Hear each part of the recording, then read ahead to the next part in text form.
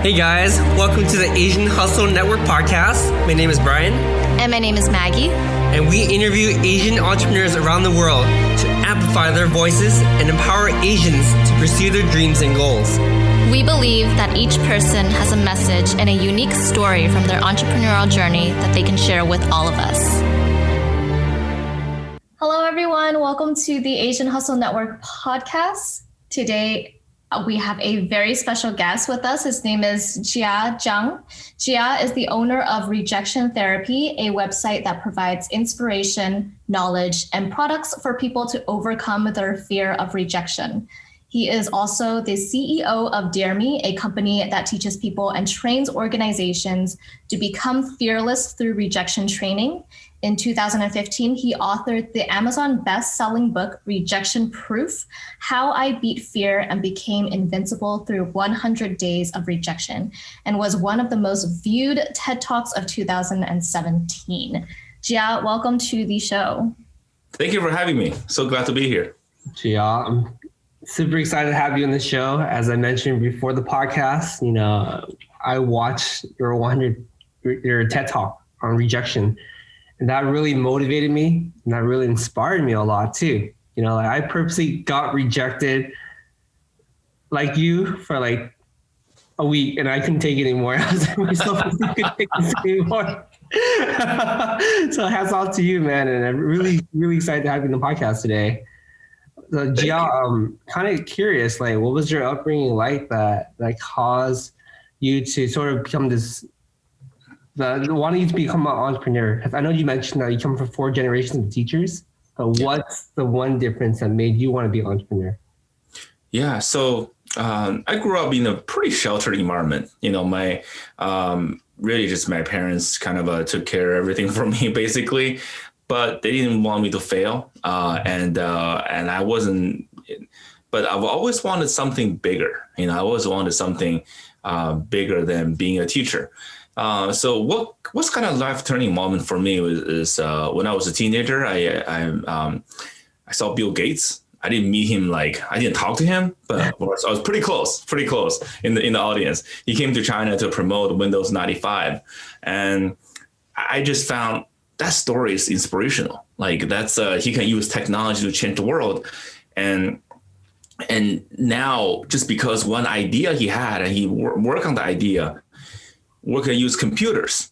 At the time, the computer was amazing to me. I had a computer at home. I was doing all kind of things, playing video games. I was typing and writing stuff.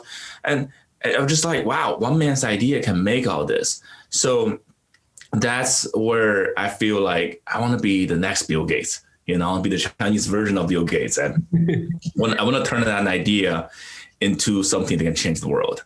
So that's really the moment for me. Wow.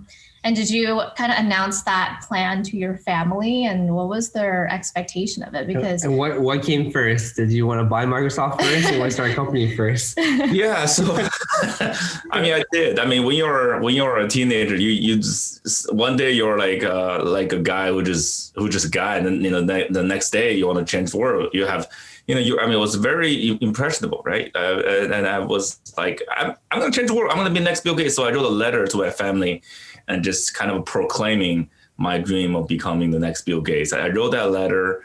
My family kept this letter for me for all these years, and they sent it to me when I was 30. They're like, have you done this? So that was,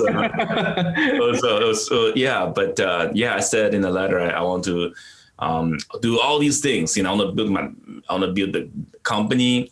When I was young, and when I was 20, will be 25, I will buy Microsoft and Bill Gates. I will be the next.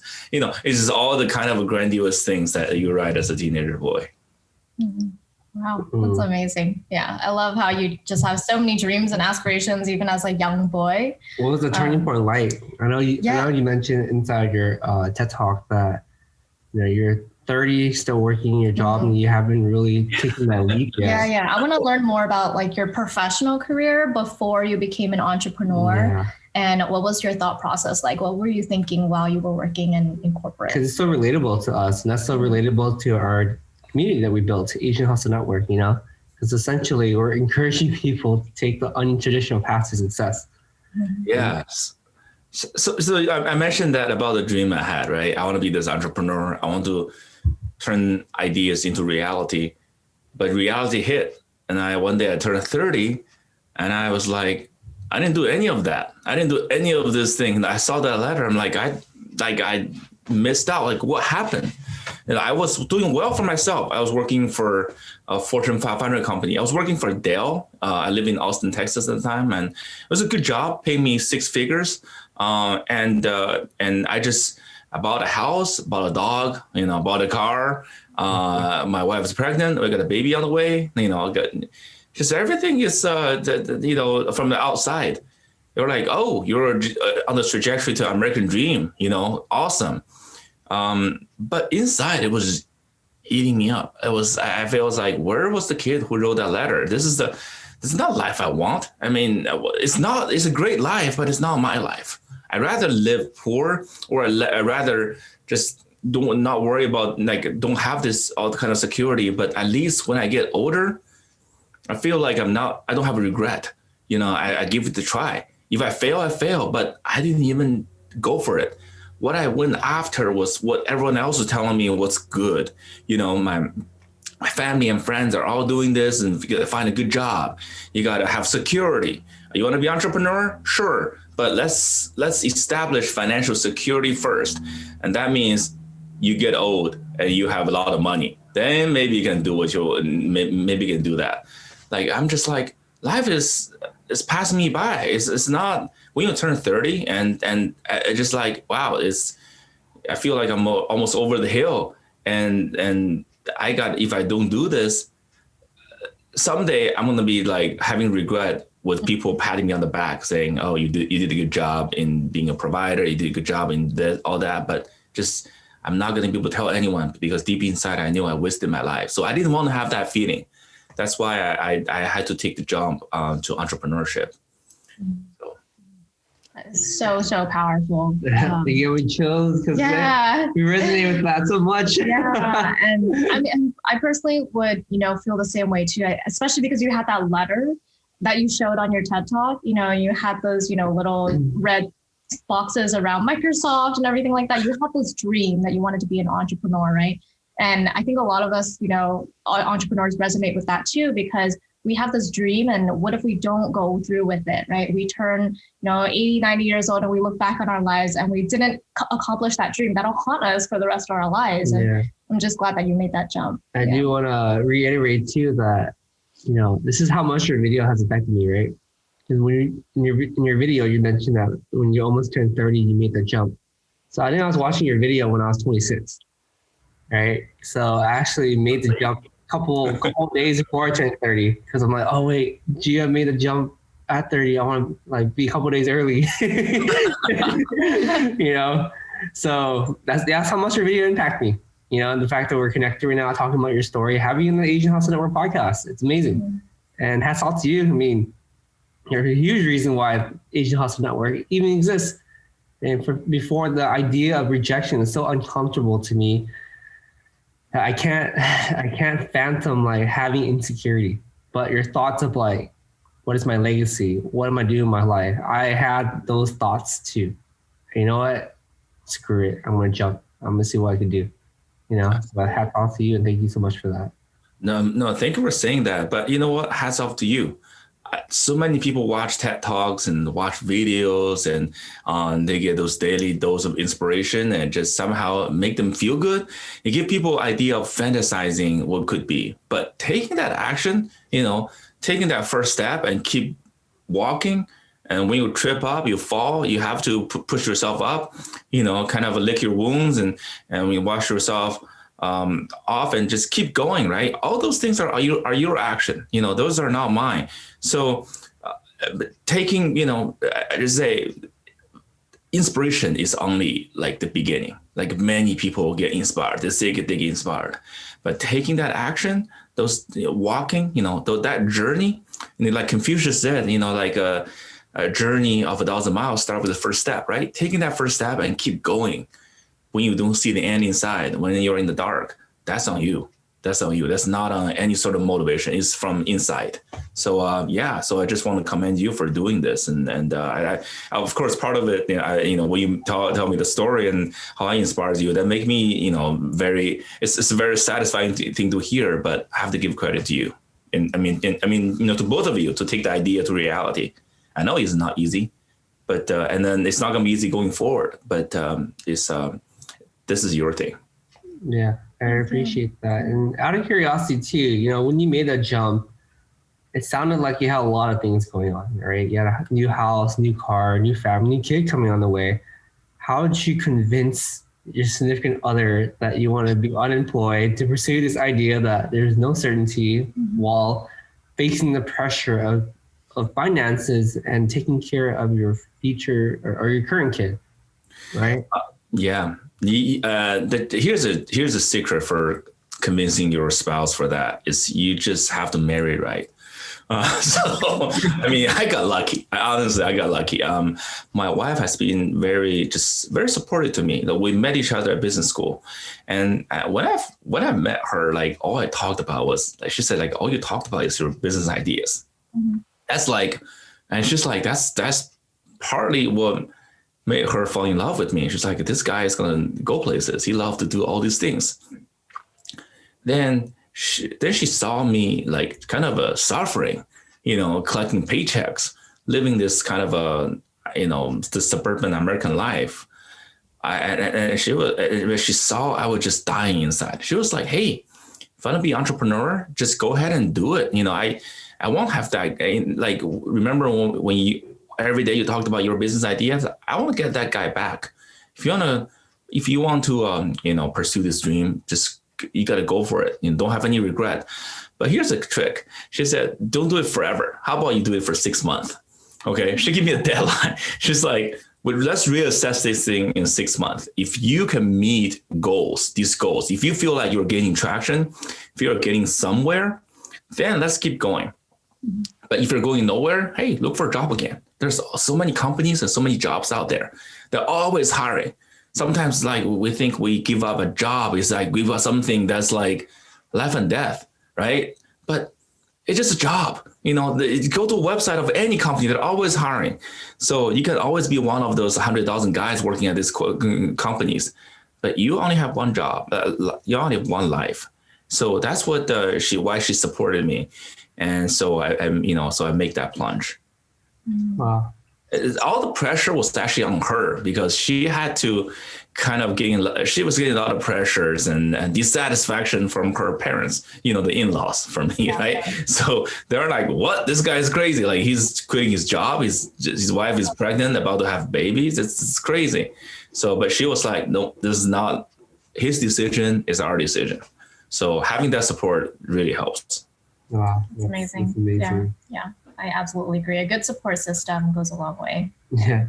So I quit first and I'm like, all right, Maggie, your turn. Yeah. But same with Brian. Like, I know he is super ambitious and, he has all these dreams of, being an entrepreneur and, doing something really big in life. And so that goes a long way, support, and it goes a long way more than we think. Yeah. So we know the entrepreneurial journey is the highs are highs and the lows are lows. Let's talk about them real quick. Let's talk about your highs first and then your lows and how do you overcome them? Exactly. So you mean my entrepreneur journey and the highs and lows? Yeah. The highs was, let me talk about the lows first. Okay. That's the lows, because the highs come after the lows. There are many lows. There's still lows today, and it's just a continuous journey. Sometimes we feel like, hey, I've made it. I've made it. Maybe there's some sort of milestone. Maybe there's some sort of event. Some sort of like maybe I published a book. Maybe become like a bestseller. It was actually on #1 on Audible for a whole month, and maybe it was like when I be able to have that TED Talk. Maybe I was able to get that award from Toastmasters. It was for leadership.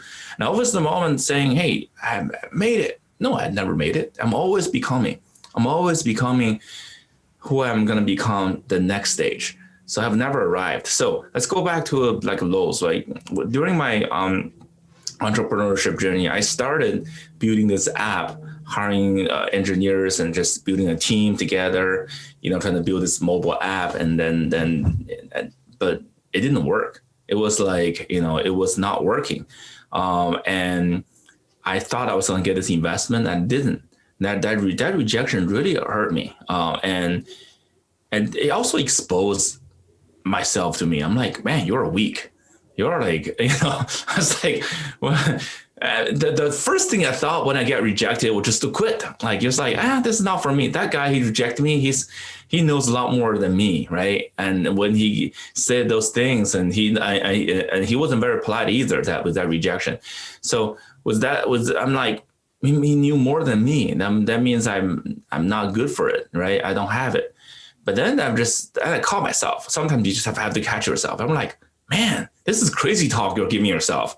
Like, you want to be Bill Gates. Bill Gates is not going to act like this. He got rejected a lot of times, I bet. He's not going to be like, man, this whole Windows idea, this DOS and Windows ideas is a dream. I should just give up. He just kept going until he finished. So I said to myself, I got to keep going. I got to do better. I got to not think quitting when I get rejected. So that was the low moment. But sometimes the low moment, it's like, what doesn't kill you makes you stronger. That moment did not kill me, and it let me reflect and made me strong. And so that's why I did this rejection therapy thing. Some of you might know I did 100 days of rejection. Every day I'll get rejected on purpose. I'll just went on the street and talk to people. I was like, ask people to say, hey, can you give me $100? And, ask people to give me a burger refill when I go to PetSmart. And I was like talking to them and say, hey, can you give me a haircut?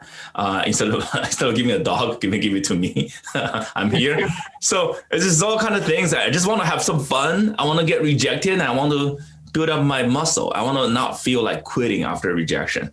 So the highest came like when that blog. So I started blogging about this. I filmed myself using my phone, and I got the highest when this videos went viral. And I thought I was the only person who was afraid of rejection.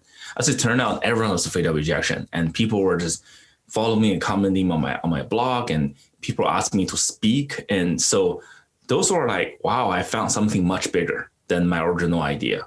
This whole rejection thing is something much bigger. Yeah. What I really... I want to say a few words to comment after that. Wow, that is really inspiring. And for those who are listening who are just beginning entrepreneur journey, you're going to get rejected a lot. Mm-hmm. No matter how great your idea is, you're going to get rejected still. And that's a part of the game, know?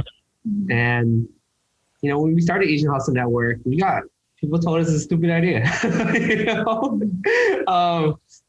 or worse, it's like, why are you guys the face of the organization? You should be behind the scenes, And we got those a lot, and even fundraising now, still face rejection all the time, but it's a part of the game. And then it's something that should not determine your self-worth, and it's something that should not determine your ability to succeed. Think of it this way. You're gonna get like 100 no's, but all you need is one yes to change your life. Yeah. And that's why I'm so drawn to Jia's story, is because, I was afraid of rejection before, and watching his story, I recorded myself for 7 days and I got rejected, but mine's more like fun stuff, like really like things that make me scared type of things. And then now I have in the podcast, the universe works in a very crazy way. Talking to the guy that inspired me like 4 or 5 years ago. And still very happy to have you here, by the way. Yeah. So I appreciate that. And just, when you look for rejection this way, what happens is you start separating rejection from yourself. You start to be like, this is not just about me. Like, this is I'm seeing this like I'm dissecting a frog. Right? As a rejection is okay. Just dissecting the frog just because the frog is, I don't know, has like 5 legs or have a tumor or is like bad at coding, right? That doesn't mean, has nothing to do with me, has to do with that frog. The same thing with rejection. We used to like my mentality is all about me, like because I'm the center of my own universe, right? I'm this hero of my own movie. That's why like every time I get rejected, I'm like, man, every time I do something wrong, how can I always like take that internally. But now I'm just like, oh, I got rejected. It actually probably says more about that person than me. Actually, I'm pretty sure it's definitely says more about that person than me. So when you separate rejection from yourself, it's almost like a superpower. You can just like not get so down after rejections. Yeah, very, very true. Yeah, and what I really like is that, I know you had that rejection day where you went to someone's garden or someone's house and you asked them if you could plant a flower or a certain plant in their backyard. And he said no, but he redirected you to someone else's house and said, oh, this person, my neighbor loves, plants and flowers. Maybe you can ask her, right?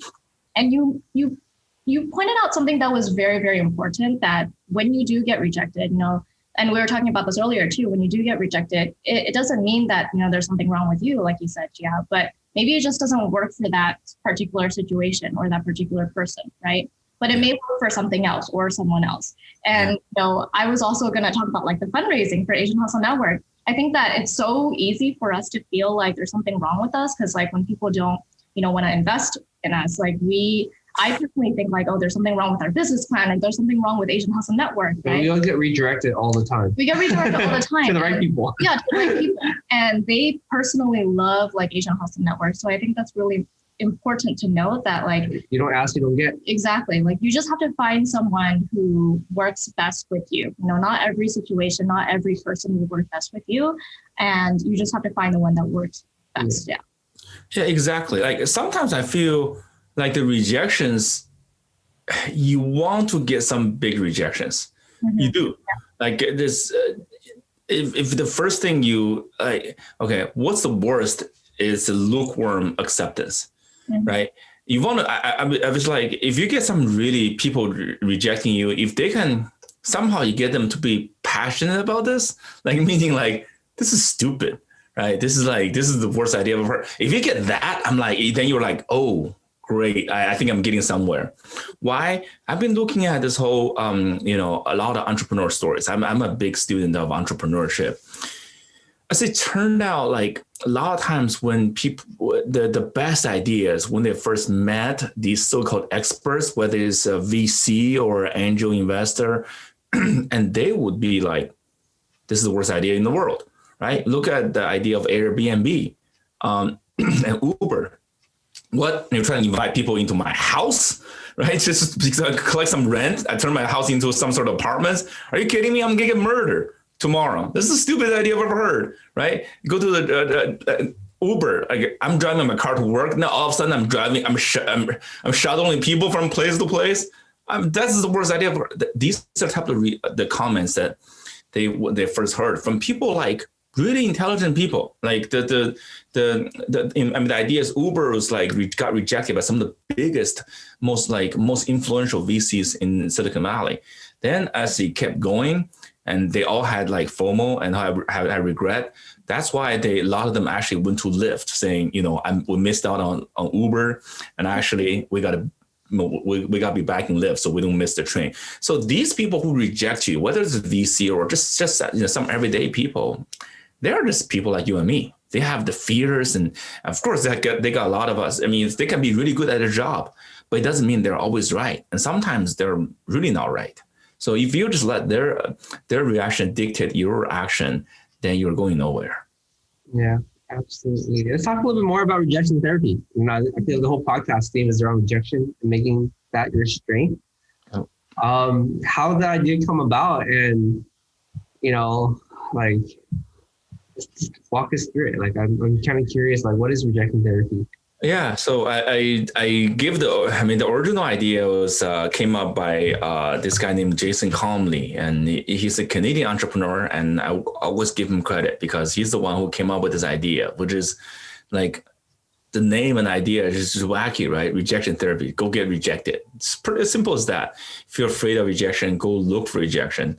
If you look for rejection enough, you are going to desensitize yourself from this pain. You'll become this like a badass. You know, that's really the simple idea. I found this idea, and I thought that was so fun. And I'm going to do this, but I'm going to do this with my twist, right? I'm going to be like, I'm not going to use a card. So rejection therapy is a deck of 30 cards. And I said, I'm not going to use the card. I'm just going to just do it. Just come up with fun ways to get rejected. I want to crack myself up.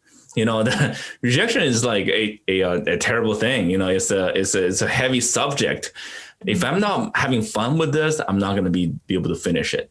So I'm going to be like, how can I just have the most fun, have the best time, and then while doing this. And this idea of having fun actually stuck with me.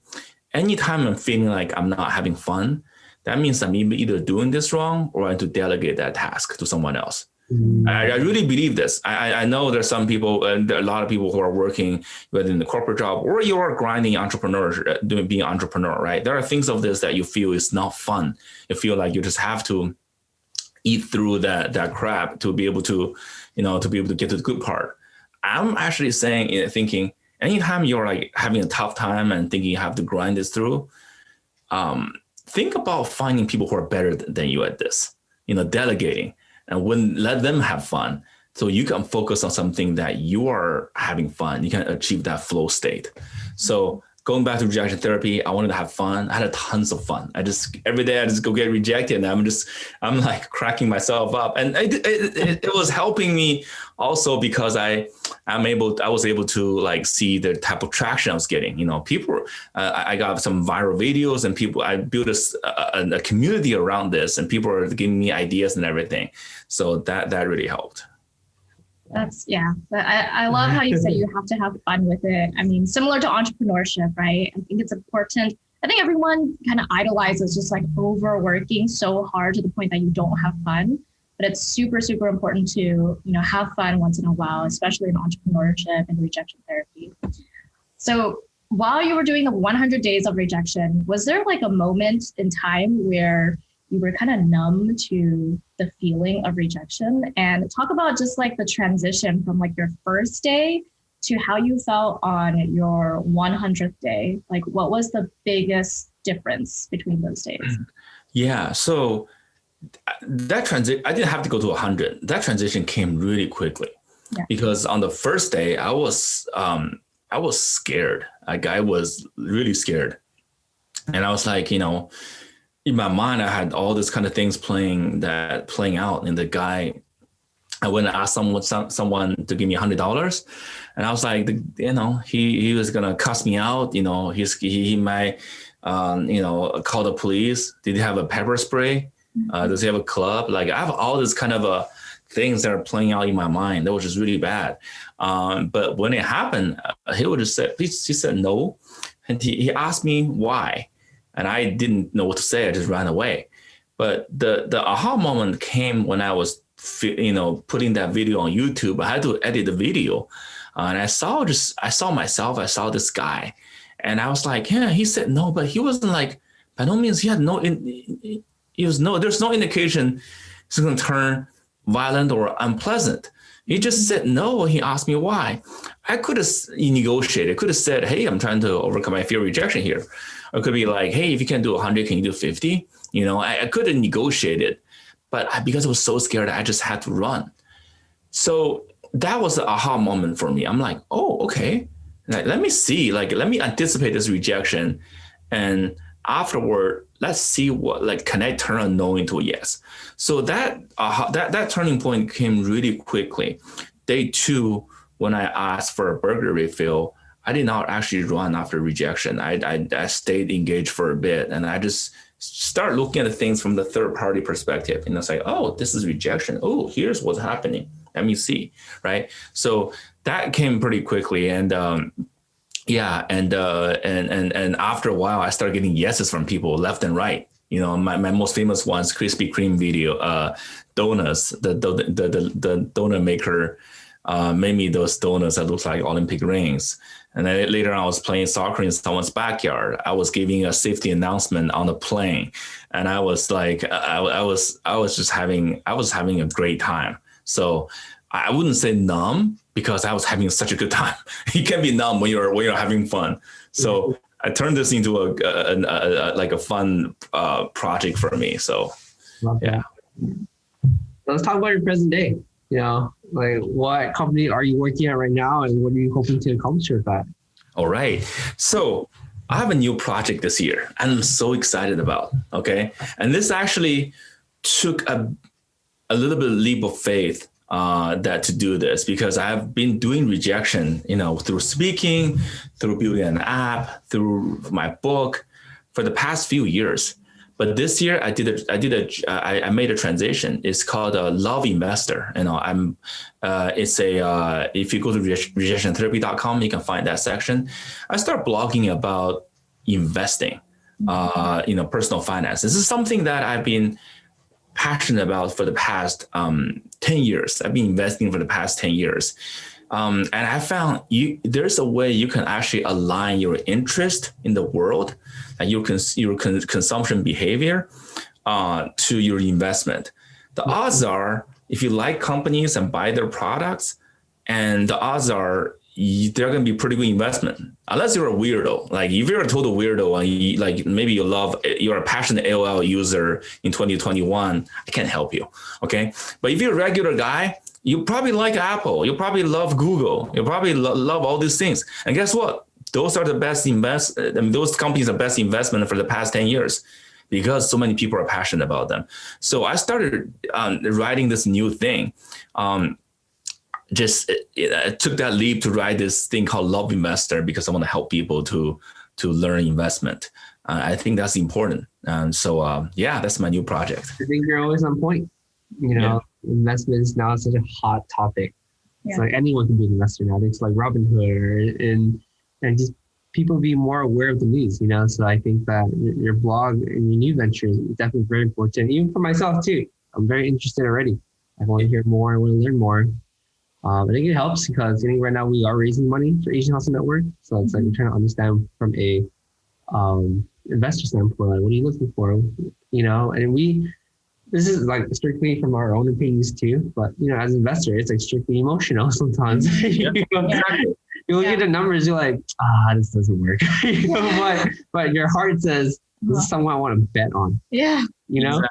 Exactly. I some of the best investment you can sit back and evaluate this like I've gone to a bunch of VC pitches, pitching sessions, and I've actually watched a lot of lectures on this, where how big is the market, and all that. I mean, those things are very good metrics for VCs. I'm not saying they're not, but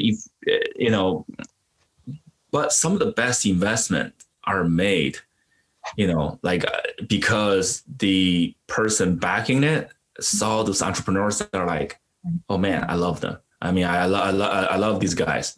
I love her. I love him, and they remind me of myself, and I can see their, gumption and gutsiness, and just willingness to run through a wall. They might fail, they might die, but I want to be. If they win, I want to be part of that.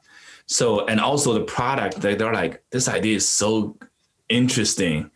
And I just feel like I can see myself using it. And in fact, can you make this now? I want to use this now. Like, what are you guys waiting for? If you're investing, if you have that feeling, that's something you should go behind. I mean, you're not going to succeed on every single one of them. Like you're just not. So you want to build a diversified, in love investing, it's all about, investing stocks. You want to be diversified. I have 30 stocks of 30 companies, public traded companies that I just love. And I want, and I get behind them, because I want to diversify my risks. So, but for, some of them might fail, but the vast majority of them will do well. But that's public traded company. In VCs or in angel investing, that's be like the vast majority will fail. But those who will succeed, you love their product, you love those entrepreneurs, man, if it hits that's going to be so good. Yeah, Absolutely. that's super reassuring to hear. Yeah. And so what is your biggest goal for 2021? You know, you have so many things that you're working on right now, and what's that one big goal that you have for 2021? My big goal is to achieve my goals. Okay, let me clarify that a little bit. I came when it turned 2021. I knew that I wrote a post on my blog rejectiontherapy.com. I wrote a blog post about my New Year resolutions, right? And I have last time I made New Year resolutions was in college, and it sucked. It's basically right. I'm gonna find a girlfriend. I'm gonna make this much money. I'm gonna finish 4.0 this year. I just make this grandiose claims. Then I don't even have to wait till February to know what a fool I was to make that. It was just like a mocking document, and I just felt bad, and I just forget about it later. But now looking back, it's like, I did this wrong. Like every one makes New Year resolutions. Everyone. Not everyone. A lot of people do. You just go to the gym on January 1st. It's always full. But very few people stick with them. That's because we focus on the outcomes, not on the input. So my goals for this year is all about input. So for the whole year, I want to achieve 1,000 creative hours of writing and write for 1,000 hours.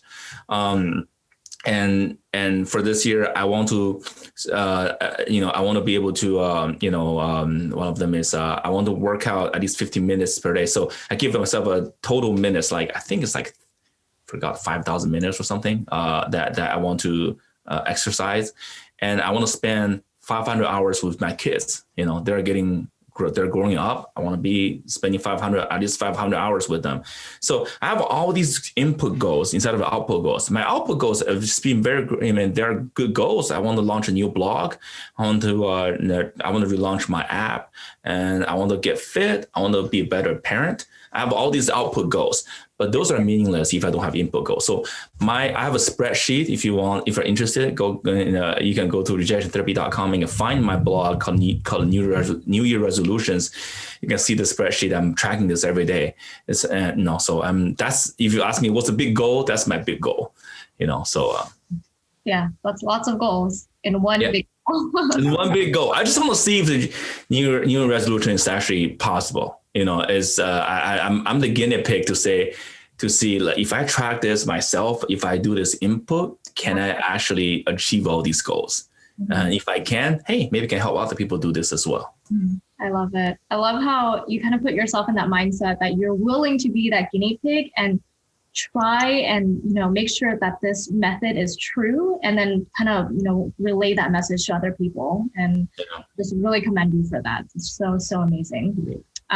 So now we have one more question for you, and that is, what one advice could you give to an aspiring entrepreneur? I'm going to follow up on what you just said, the previous question. And I think, is if you have, a lot of times we think us entrepreneurs is people who have cool ideas that can make them true.